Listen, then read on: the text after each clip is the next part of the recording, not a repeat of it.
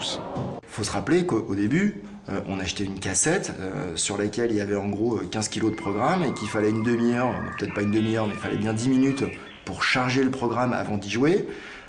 Et en plus, ça plantait une fois sur deux parce que c'est des cassettes, ça marchait pas très bien, etc. etc. Non, ça n'est pas du tout un gadget. Au contraire, c'est une machine, c'est la machine de demain, la machine qui va rentrer dans les foyers. On peut regarder ça avec aujourd'hui un aspect un peu critique, à quoi ça sert. Je crois qu'on ne va pas arrêter de découvrir à quoi ça sert. Au fur et à mesure que les années ont passé, les machines ont été de plus en plus fermées, de plus en plus destinées à être utilisées et ni modifiées ni programmées.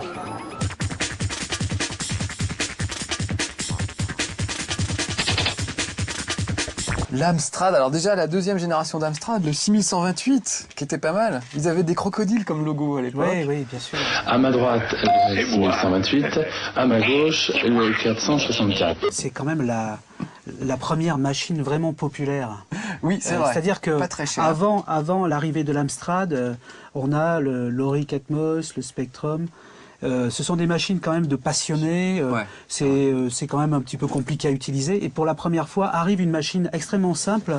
La première simplicité de cette machine, c'est le fait qu'elle n'a plus qu'une prise à mettre dans le secteur pour l'allumer, allumer l'écran, allumer tout. Amstrad a tout prévu. Écran graphique, clavier, lecteur de disquettes et de cassettes intégrées. Et une seule prise branchée.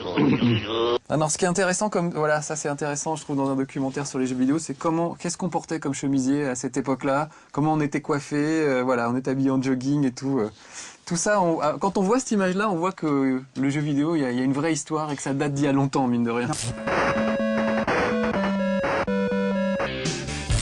Ça va les garçons? Un peu froid, mais... C'est quoi ta télé? Restaurant du Cœur, une.